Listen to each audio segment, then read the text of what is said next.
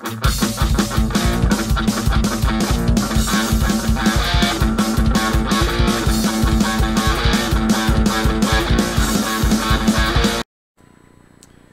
pessoal, sejam bem-vindos aqui de volta no Super Acadêmico e hoje a gente vai falar do liberalismo. Vamos continuar com a playlist do livro do Alan Turing, Como Sair do Liberalismo. Tá aqui a capinha, Como Sair do Liberalismo. E hoje a gente vai entrar no capítulo 2, né? Não, na verdade é o capítulo 1, primeiro foi a introdução, né? E aí a gente vai começar a entrar bem na questão mesmo dos detalhes sobre como o capitalismo liberal atual, moderno, né, que se desenvolveu, vem se desenvolvendo dos anos 1970 para cá, chegando nos seus extremos nos anos 90 e declínio e reascensão e essa confusão toda que a gente tem até hoje, e como se relaciona com uma série de problemas que nós temos hoje, em 2023, e que nossa vida depende disso, porque a própria sobrevivência do planeta está ligado ao nosso sistema econômico vigente. Certo? Então, antes de começar, não se esqueça de se inscrever no canal, dar like no vídeo, compartilhar, comentar, né? Apoiar o canal se puder no Apoia-se, é só clicar aí embaixo no link. Eu vou deixar o spot aqui para vocês e aí depois a gente continua. Vamos lá. Deixa eu interromper aqui o conteúdo de vocês só um pouquinho para lembrar que você pode apoiar o canal Super Acadêmico agora, indo aí na descrição do vídeo e apertando em Apoia-se, no link do Apoia-se. Vá lá na nossa comunidade e clique lá para apoiar a partir de R$1. Agora, se você tiver um pouquinho mais de disposição e apoiar a partir de R$60, você ganha como recompensa um dos meus livros. Um desses livros aqui, à sua escolha. São 5 livros possíveis que eu posso mandar para você direto da editora. Tem o Em Busca da Verdade 1 e 2, que você pode pegar. Tem o Antropologia Filosófica, na notas de aula. Tem Num Quarto Escuro no Palácio da Alvorada, e tem o Novembro de 2019 de Lula da Silva. Qualquer um desses livros à sua escolha. É só apoiar a partir de R$60. Com esse apoio e junto com os outros apoios que a gente já está acumulando no canal, a gente vai conseguir melhorar ainda mais os conteúdos do canal. Agora vamos para o conteúdo do vídeo. Valeu! Pois bem, então, no capítulo 1 do Como Sair, eu só quero dizer acabar, né? Como sair do liberalismo, né? Então, a volta do capitalismo, capítulo 1. Ele vai dizer que tem que passar o poder para as mãos do presidente do Banco Central. A questão da economia moderna é que os financistas, os banqueiros passaram a mandar mais do que os capitalistas tradicionais. Isso é uma questão. Os conflitos de interesse entre empregadores assalariados e industriais, por importantes que sejam, não estão mais no centro da vida social e política. O que é que ele está dizendo aqui? A tradição da democracia social, né, da social-democracia, promoveu o desenvolvimento dos países, principalmente países centrais, né, na Europa, Estados Unidos, Ásia também lá com o Japão, né, porque houve uma espécie de acordo entre os capitalistas e os trabalhadores centrados na indústria, na industrialização, na indústria de bens. E aí ele vai dizer que o centro da questão não é mais esse. E aí é uma das razões porque falar apenas sobre questões de empregadores assalariados não dá para resolver as questões vigentes hoje. Hoje, esses movimentos estão bastante enfraquecidos, no caso, pelo menos, movimentos sindicais, quando ainda existem. E o que agita a cena social e política não é a utilização que é feita do conhecimento na pesquisa, nos cuidados médicos ou na mídia, mas o desemprego, a desigualdade crescente. Veja só, ele está escrevendo isso, só para você ter uma ideia, ele está escrevendo isso em 1999, quer dizer, isso aqui é a versão brasileira, então é um pouco antes. Então, anos 90, como eu falei no iniciozinho lá, na cabeça do vídeo, anos 90 foi o auge do neoliberalismo. E aí, ele já está falando de coisas, né? Essa desigualdade crescente, exclusão. E hoje a gente está vivendo mais extremamente ainda isso. E mais distante da vida cotidiana, a consciência tão difundida de nossa impotência em face das forças econômicas mais fortes que os estados, né? As megacorporações, hoje tem as big techs, né? As grandes empresas financeiras, tudo relacionado com tecnologia e que toma conta do mundo, tanto no bom sentido quanto no mau sentido. Vivemos menos uma mudança de sociedade do que uma mudança de modo de modernização. Então, a mudança mesmo é o caminho que está sendo seguido para modernizar a sociedade. Moderno no sentido de avanços tecnológicos, né, que os avanços sociais não acompanham. Então, hoje, essa grande questão aí que está se falando sobre inteligência artificial, teoricamente, ao meu ver, não deveria entrar no mesmo tipo de questionamento que se fez na época da Revolução Industrial. Se os empregos vão acabar, etc. Não faz sentido para mim esse questionamento, porque a gente já deveria ter saído disso há muito tempo. A inteligência artificial deveria se desenvolver para ajudar o ser humano a viver melhor, e não para fazer com que as pessoas fiquem com medo de perder os empregos. Você vê que a tecnologia muito para frente, mas mentalidade capitalista, mentalidade liberal, muito para trás. Um tipo de sociedade planejada, dirigida pelo Estado, economia de mercado, modo de modernização. São dois modos de modernização complementares, mas um pouco diferentes. Então, para quem não conhece a história do liberalismo, o ideal liberal vem da Revolução Francesa, evidentemente, né, de liberdade econômica, liberdade de ascensão individual, ascensão social. E assim, tem um grande apelo ao longo do século XVIII e XIX com a ascensão da burguesia como classe dominante da sociedade moderna. E essa ascensão leva, né, no final do século XIX e começo do século XX, as grandes guerras, leva às crises econômicas, leva a uma série de coisas, apesar de haver muito acúmulo de riqueza e avanços tecnológicos.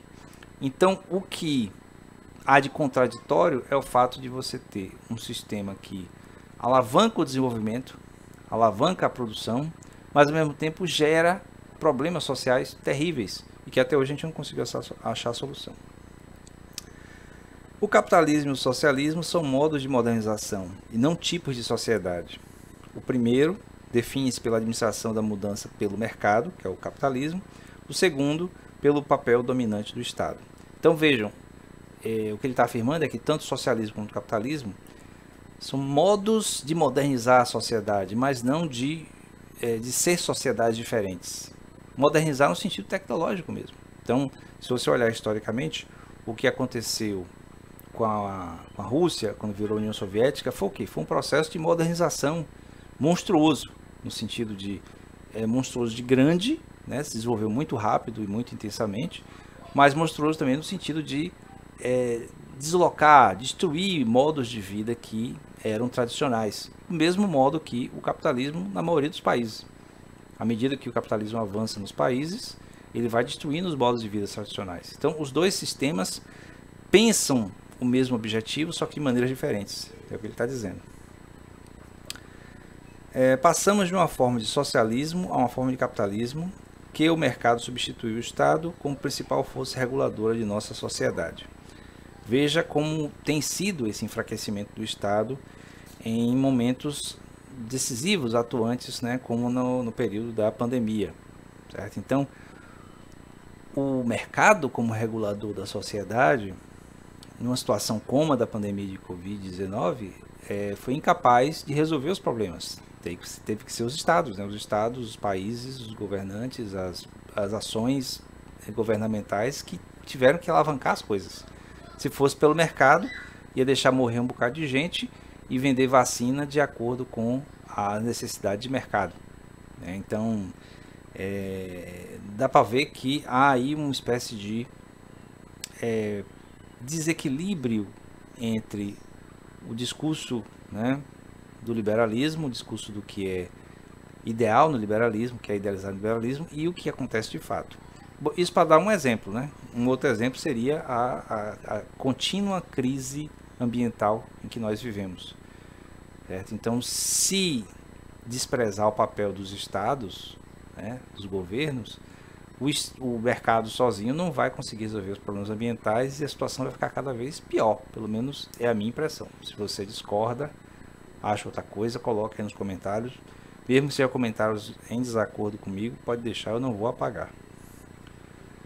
Os países comunistas adotaram versões não democráticas desses projetos integrados de desenvolvimento nacional. Sim, é verdade. Historicamente, então, as escolhas foram por sistemas autoritários de centralização de poder e decisões econômicas.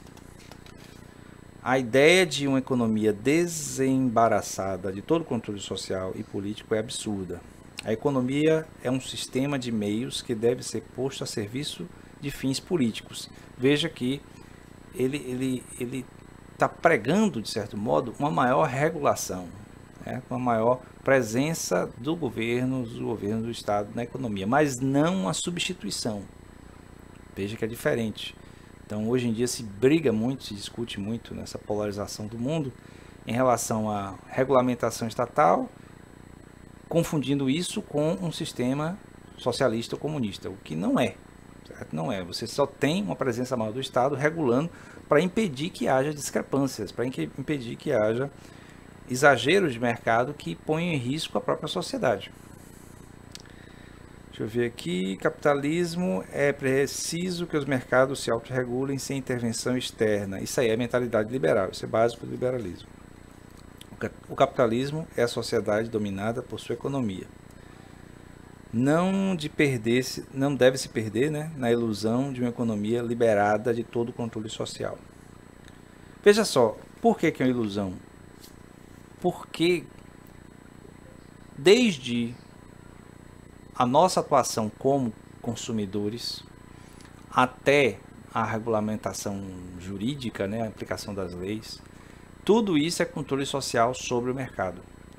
Só que a gente não enxerga simplesmente o controle social do mercado como sendo a atuação direta do Estado. Por exemplo, o Estado pegar e estatizar uma empresa, por exemplo, pegar e nacionalizar uma multinacional. Né? São, digamos assim, os meios tradicionais em que sociedades que se transformaram de capitalistas para socialistas, de pegar e transformar aquele modo de produção sob controle social, no caso governamental. Mas aqui ele está dizendo que uma economia totalmente liberada, né, do controle social é impossível, é ilusão. Justamente porque o controle social não é somente a intervenção direta do Estado. Tem vários aspectos do controle social. Aqui eu dei o destaque sobre a Primeira Guerra Mundial. A economia quisera dominar a sociedade e a política. A economia, foi o que eu falei. Então, a ascensão desse modo liberal, do modo liberal tradicional, que ascendeu, né, que cresceu, que se desenvolveu durante todo o século XIX, criou o ambiente, né, que acabou gerando a Primeira Guerra Mundial. A segunda também por consequência, mas a Primeira Guerra Mundial. E a crise de 1929. Tem algumas pessoas que acreditam que a crise de 29 foi causada por excesso de regulamentação, por excesso de presença do Estado na economia. Mas me parece que é o contrário, certo? Foi justamente as economias começaram a se recuperar depois da crise de 29, justamente quando houve maior regulamentação do Estado. Como vivemos numa economia globalizada, que é ao mesmo tempo feita de transformações técnicas, de novas unidades transnacionais de produção, de redes financeiras, isso é muito importante, redes financeiras, e na qual entram novos países industriais, cujos salários são frequentemente muito baixos, é absurdo falar de escolhas políticas. Veja, quando uma empresa multinacional coloca a sua fábrica num país em que a mão de obra é mais barata, você tem aí uma intervenção direta do modelo econômico liberal sobre a possibilidade de um governo atuar. Porque aquele governo do país mais pobre, evidentemente, vai querer atrair aquela empresa, aquele investimento para gerar emprego, né? É uma ação política. Mas é prejudicial no mercado como um todo. Então, dá ao contrário, porque por um lado vai talvez baratear o produto, vai ter mais consumidores, mas no entanto vai gerar desemprego do outro lado, na outra ponta. Então, essa autorregulação, né, pura e simples do mercado é realmente uma impossibilidade. Deixa eu ver aqui. É preciso distinguir sociedade de informação e economia globalizada. Claro, um está ligado ao outro, mas digamos, o sistema da sociedade de informação, né, a base informática, é a que sustenta a economia globalizada moderna, né, de interconexão dos mercados, somente os mercados financeiros. Mas são coisas distintas. As empresas se tornam mediadoras entre o mundo dos mercados e o das tecnologias.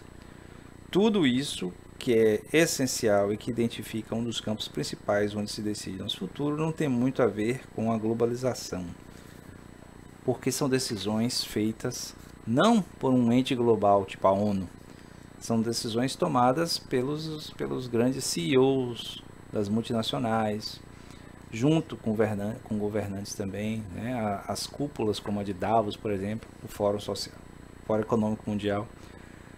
Eles é que tomam essas decisões. Deixa eu ver, densidade de trocas, aumento com modernidade, né? Temos maior fluxo de produtos, serviços, pessoas com a modernização do mundo. As redes financeiras, é verdade que esses podem trocar de mãos e ser contabilizados várias vezes por dia. É o capitalismo financeiro. E ele está falando aqui sobre como acontecia em 1910. Então hoje, por exemplo, você que tem uma conta de banco de qualquer tipo, seu dinheiro está lá, está em seu nome, mas ele é usado como elemento de liquidez do banco. É por isso que os bancos não gostam quando nós, né, tiramos o dinheiro do banco e transformamos em coisas, em produtos, ou em dinheiro mesmo, dinheiro em espécie, né, que é uma raridade, está ficando cada vez mais raro. A responsabilidade principal pertence, evidentemente, aos poderes públicos que não souberam instaurar as condições de crescimento e equilíbrio. Entendeu? Então, os estados e os governos que não conseguem mais estabelecer os objetivos. Por exemplo, o papel do Banco Central no Brasil, ou do Federal Reserve nos Estados Unidos, é meio contraditório. São bancos que têm uma aparência de entidade governamental, mas na verdade trabalha para os entes privados. Acusemos o capitalismo financeiro e tenhamos consciência, como lembrou em particular um cara aqui, Elie Cohen, que a capacidade de intervenção do Estado na maioria dos setores da vida nacional continua muito grande e que a lógica econômica não é implacável. Mas, novamente eu vou usar o exemplo da pandemia, né? Pela mentalidade liberal pura, tudo que foi feito na pandemia para tentar equilibrar a economia e manter a economia funcionando e as pessoas tendo alguma renda foi feito por vontade, mesmo de má vontade, como no Brasil, dos governos, vontade estatal. Se fosse deixar para as corporações, para o mercado intervir, não ia acontecer nada. O que sobra da ideia de globalização depois dessas observações de bom senso? Nada. Quer dizer, o que se acha da globalização não sobra nada. Gostaria de fazer-nos acreditar na substituição da economia planejada pela economia de mercado, que é justamente a diferenciação entre uma sociedade capitalista e uma socialista do ponto de vista do manejo econômico, né? Economia planificada ou planejada e economia de mercado. Se você não sabe a diferença, né, você pode pesquisar mais, mas em linhas gerais é assim. Na economia de mercado, os produtos e serviços que são oferecidos no mercado são para atender demandas existentes naquela sociedade, naquele mercado, certo? Então, se não há uma demanda, não há quem queira oferecer, porque não vai ter retorno, certo? Então, um produto ou um serviço com pouca demanda não vai ser oferecido, vai ser ofertado por ninguém, porque não vai ter retorno. Já na economia planificada, há um planejamento, geralmente de longo prazo, que faz com que os planejadores é que ditam o que é que vai ser importante ser produzido, o que é que vai ser importante ser ofertado ao longo do próximo período, os próximos 5, 10 anos que seja. E aí nesse planejamento, o Estado conduzindo a economia vai produzir e ofertar essas coisas ao longo desse tempo. Se são coisas demandadas pela sociedade ou não, só o tempo vai dizer. Normalmente são coisas básicas necessárias, mas talvez tenha coisas que sobrem e tenha coisas que faltam, que era uma coisa muito comum aparentemente, pelo menos o que a gente tem notícia nos países socialistas, na economia planificada, que muitas vezes tinha produtos que faltavam, justamente que não foram previstos no planejamento, enquanto outros eram feitos em excesso. E aí criava, é claro, a possibilidade de abertura de um mercado paralelo, né, para esses produtos mais demandados.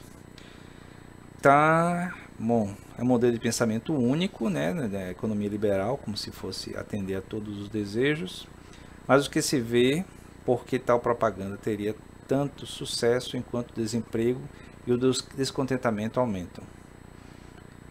Bom, é porque aí já meu viés muito de comunicador, né, da área de comunicação, a construção midiática, principalmente a mídia de entretenimento, faz com que os ideais liberais prevaleçam, esses ideais liberais relacionados com a economia. Então é sempre mostrado o herói de um filme, né, o herói de uma série, como sendo aquele cara empreendedor, aquele cara que é injustiçado pelo Estado, ou até pelas grandes corporações que seja.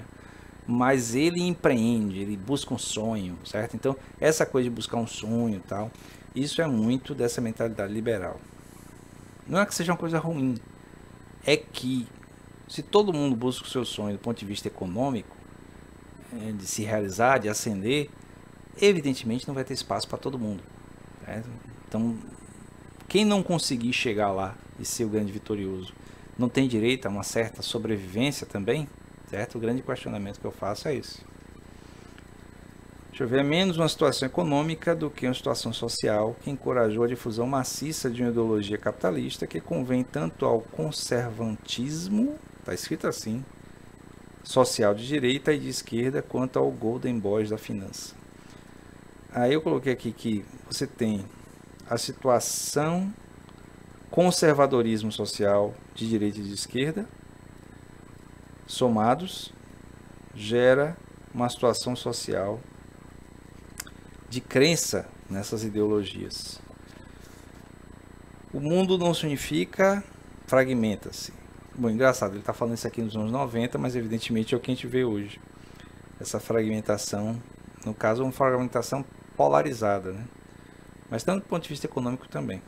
A ideia de um modelo social combinado economia de mercado, democracia representativa e tolerância cultural é manifestamente falsa. Vide o fato da gente ter tido, nos últimos 4 anos, um governo extremamente conservador, então não é tolerante culturalmente, eleito numa democracia representativa e que vendia a ideia de economia de mercado, extremamente liberal. Então, você vê que o discurso sobre o liberalismo completo não funciona, né? Falha sempre. Os Estados Unidos, políticas identitárias versus os lobbies financeiros. Né? Então, política identitária seria justamente a atitude, né, de grupos de identidade quererem se afirmar perante a sociedade no modelo democrático. Aí, os lobbies financeiros tendem a impedir que haja maior abertura, porque quer que o dinheiro fique sempre com as mesmas pessoas. Justapõe-se 2 discursos da globalização econômica e da identidade cultural, o que é problemático também. Nesse vácuo político entre economia internacionalizada e defesa das identidades cada vez mais particulares, é impossível que se afirme movimentos sociais capazes de transformar a política no seu país. Gera um círculo vicioso, com situações objetivas e reações subjetivas. Dissociação perigosa entre economia e cultura. Veja que hoje em dia a gente tem um discurso, muito por causa do governo atual, mas é um discurso passageiro, de certo modo, porque está na onda, especialmente por causa das questões ambientais, de fazer uma afirmação maior, né, uma maior abertura para economias locais, né, modelos econômicos locais, por causa da sobrevivência de grupos minoritários que, de certo modo, têm mais ligação com um modelo econômico autossustentável. Mas, se não tivesse na onda, na moda isso, talvez isso não aparecesse. A irracionalidade do movimento dos capitais só pode ser combatida por intervenções voluntárias e políticas. Claro, né? Tem a questão do aumento do consumo, uma oposição radical que rejeita a modernização com o capitalismo e que confunde a desforra necessária dos excluídos com a manutenção dos corporativismos e dos interesses adquiridos. seria justamente a manutenção dos sindicatos, né, os direitos, que é problemático, porque o capital, né, ele funciona de uma maneira meio impessoal, apesar de ter pessoas tomando as decisões. Daí se vê, por exemplo, a precarização dos empregos, né, que vem acontecendo nas últimas 2 décadas, cada vez mais precário a permanência das pessoas nos trabalhos. Às vezes as pessoas têm que ter 2, 3 trabalhos informais, no sentido de não ter o vínculo empregatício anterior, mas é formal no sentido de que ele funciona como um empreendedor individual. E aí faz isso para manter uma renda mínima de sobrevivência, de subsistência, e sem proteção nenhuma. Mas aí vem os movimentos sociais, né? Você tem os sindicatos dessas pessoas, desses trabalhadores terceirizados, desses trabalhadores de aplicativos, né? Essas mobilizações, elas vão sempre aparecer, não tem como deter o aparecimento, porque o modelo acaba gerando isso, certo? O modelo de economia e de relações de trabalho acaba gerando a necessidade de representatividade social. Deixa eu ver, recrutamento inadequado das elites, acho que isso aqui não é tão importante. Deixa eu ver como é que fecha aqui. Paremos de nos meter medo em relação a nada, ameaças não faltam, não, isso aqui então ele fecha o capítulo aqui, meio que pregando, de certo modo, a ideia de uma reascensão de movimentos sociais. Tá aqui o marcador. Bom, eu espero que vocês tenham gostado, né, desse primeiro capítulo, depois da introdução do livro Como Sair do Liberalismo. O liberalismo está aqui, ó. Aqui assim. Como Sair do Liberalismo, do Alan Turing, certo? E se você gostou, dá o like aí no vídeo. Se não está inscrito no canal, se inscreva, certo? É só apertar o botãozinho vermelho aí para se inscrever. 80% de quem assiste os meus vídeos, os nossos vídeos aqui no canal Super Acadêmico, não está inscrito. Isso é um absurdo, não faz o menor sentido isso. Então se inscreva aí no canal. E se puder, apoie o canal. Clica aí no Apoia-se e apoie o canal. Quem sabe você consegue um dos meus livros. Quem sabe não, né? Apoiando a partir de R$60 você já ganha um livro. É só escolher qual, certo? Então, até o próximo vídeo. Valeu!